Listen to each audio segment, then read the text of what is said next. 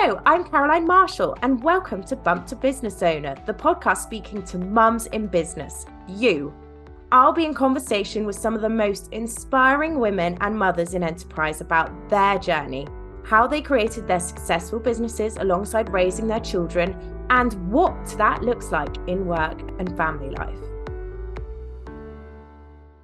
Hello and welcome to Bump to Business Owner. I am a host, Caroline Marshall, and today I am recording this from a very hot and sweaty London, and I am feeling that on my face and everything. Gosh, it's been a while, I feel like, since I actually recorded a solo mini episode, and it's taken me a while to get around to doing it in true Caroline style, so apologies to the lovely team who are very patient with me on getting around to doing these things. But I guess today it's been like the pressure of like, what should I say on this one? Because I decided it always, these things always sound like a great idea when you write them down at 3 a.m. after you've woken up with an idea. Actually, I'm quite good at not doing that. My aura says so. My aura ring, that is.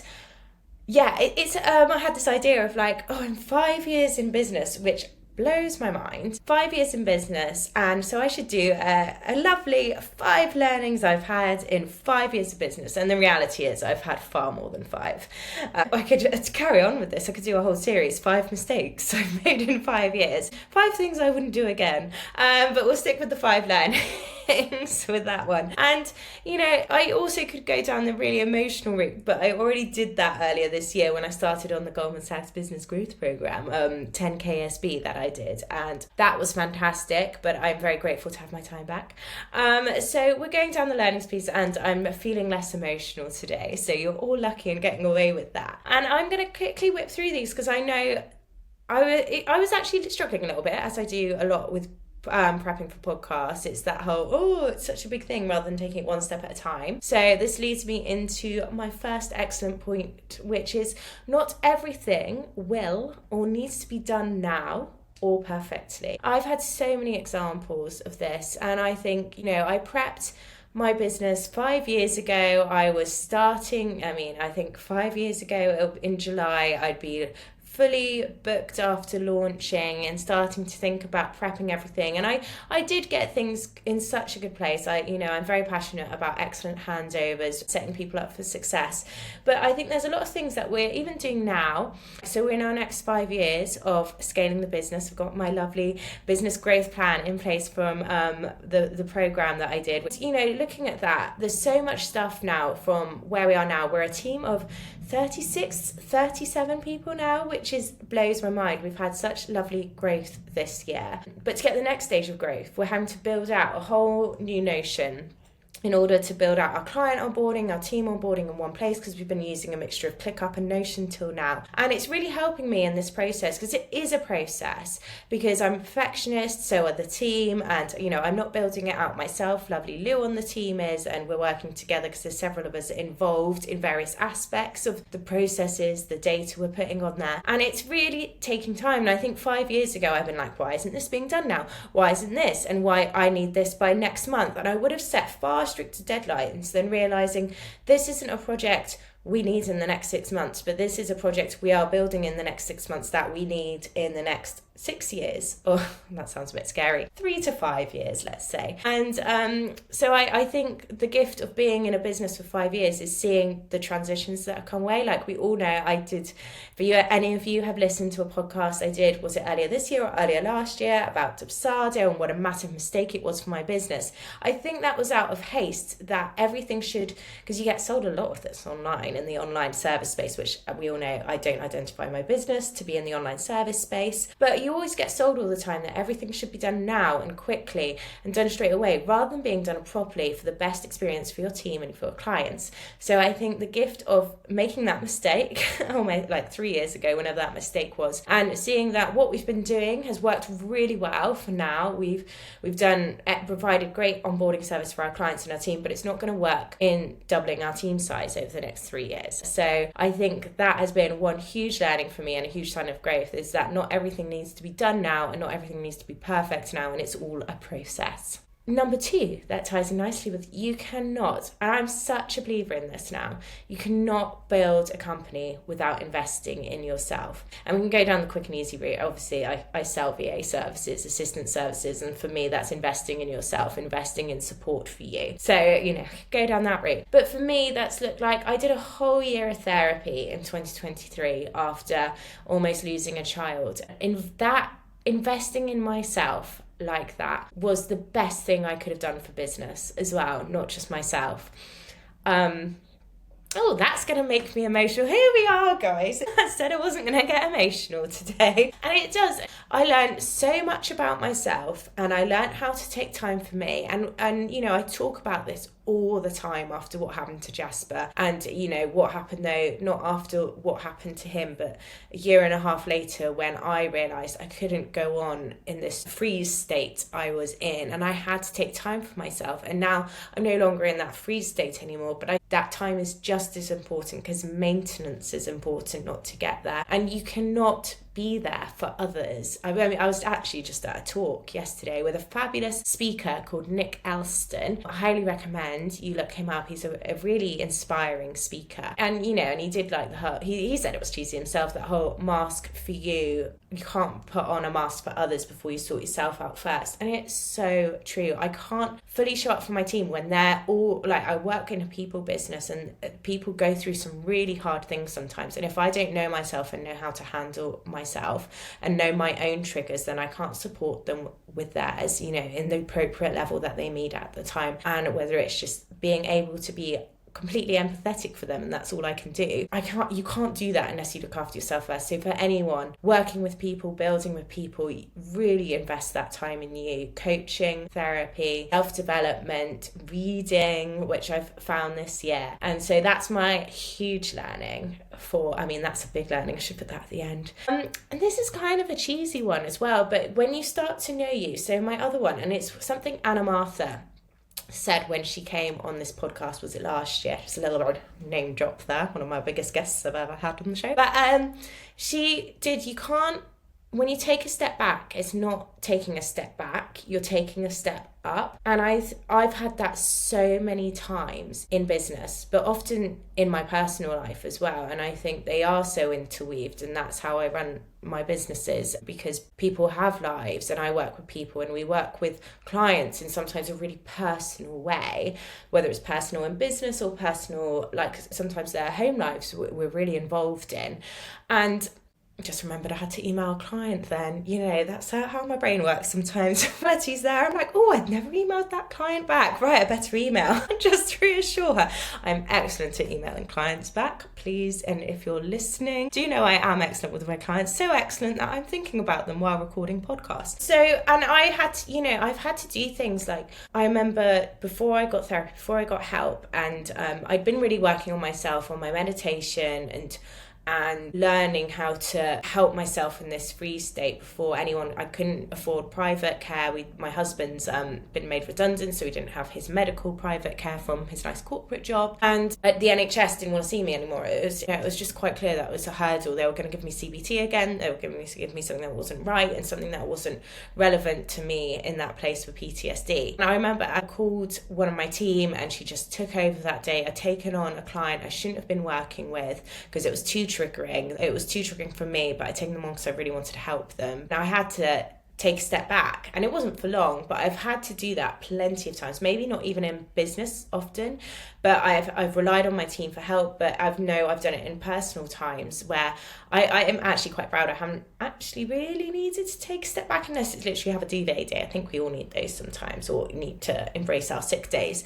But taking a step back from WhatsApp in order to, if I've had a trigger, which I did, I haven't had one in a long time, but I did when friends were having second babies and things like that, and it was okay because I was becoming aware of them, and it meant I was taking a step back from something, but it meant I was moving forward with my healing and things like that. So this is a very woo one, but I feel the same is so true in business. When you feel like you're going a bit backwards sometimes, you're not. You're really probably not going backwards, and you have had to go backwards in order to go forwards and take that step up. And I think I've definitely had that, maybe even last year, and we've had a really pushed forward with what we're doing and our growth and who we're working with this year. And I think because we took a step back while I was healing and navigating the early years last year and 2023, and then we've really been able to step up in 2025, so that's very exciting. So if you're at that stage, if you're still in the early thick of it, just knowing it's okay to take a step back sometimes, and it's not a step back, it's a step up.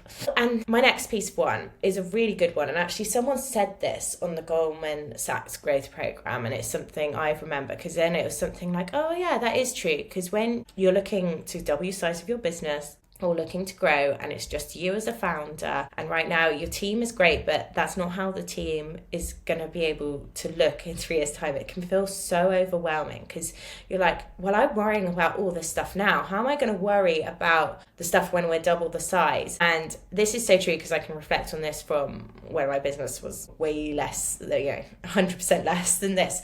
The things I worried about 5 years ago, 3 years ago, are not the same things I worry about now we're 100% increased, doubled in size. And that's true as well in 3 years' time, that the things that worry me today won't be the same things that keep me, hopefully, shouldn't be the same things that keep me awake at night in 3 years' time. And I don't tend to keep awake at night over business, but there we go. If I was going to feel anxious, the things that make me snappy, let's call it the things that make me snappy, won't be the same. I'll be snappy about a whole bunch of new things. And it's really true, because I think that sometimes can stop us from growing, stop us from taking us outside our box, trying something new, trying to achieve something else, is that we're worried about certain things in our business. Maybe it's our income, maybe it's how we're looking after everyone, and we're like, well, how can I even do that when I'm already worried about this? And when you take on more, increase more, you have different worries. You're at a different stage of business. And I will check in again in the next 5 years as this is true. But I was speaking to business owners who are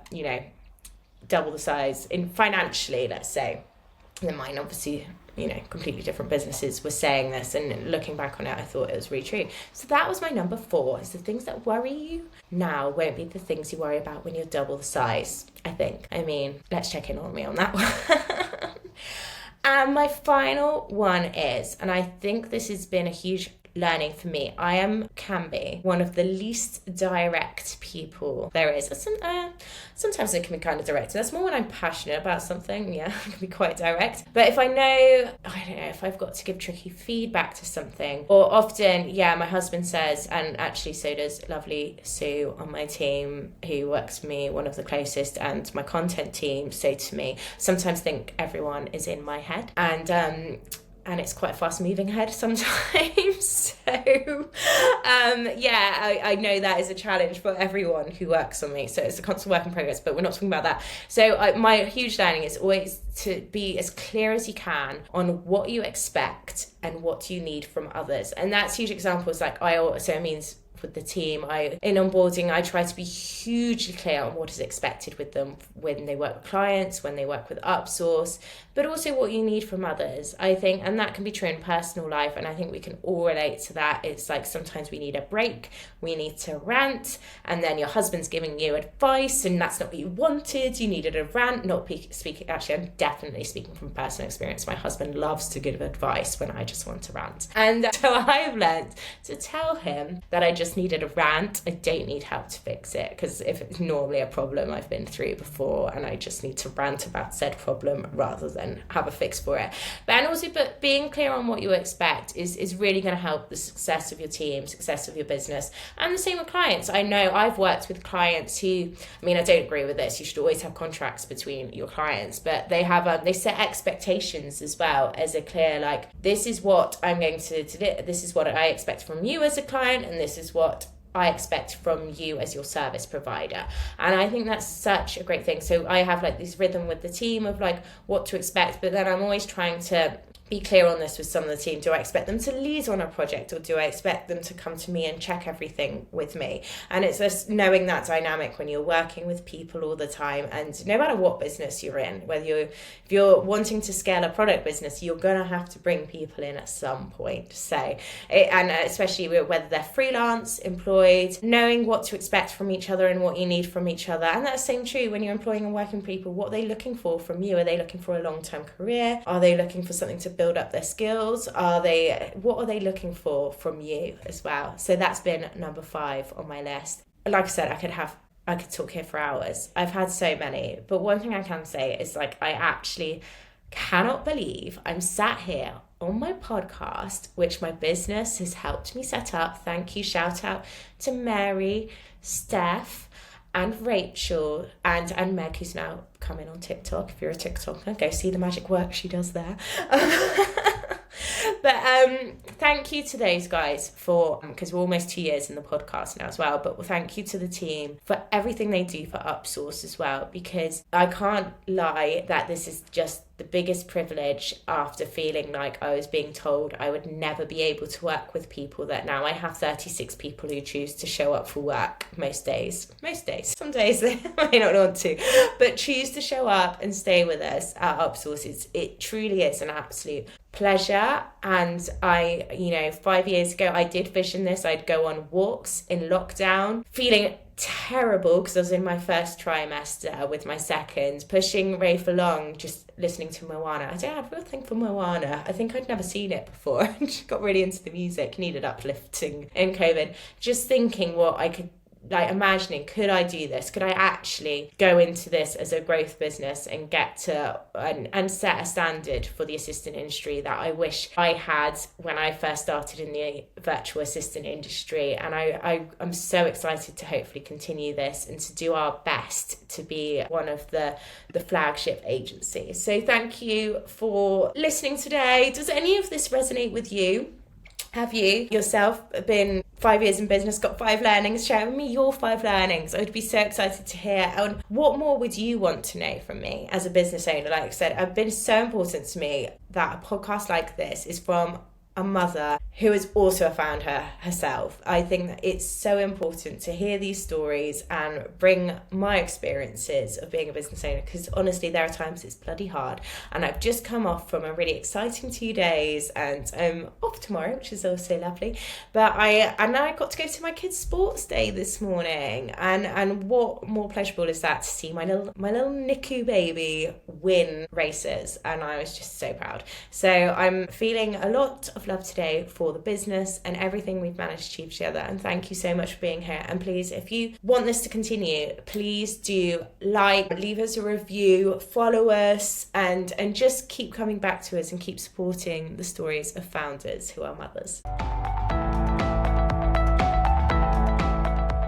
Thank you so much for listening to Bump to Business Owner. I hope you enjoyed the conversation. Please do rate, review, follow, or subscribe wherever you're listening. It really helps us to connect with more mums and business owners.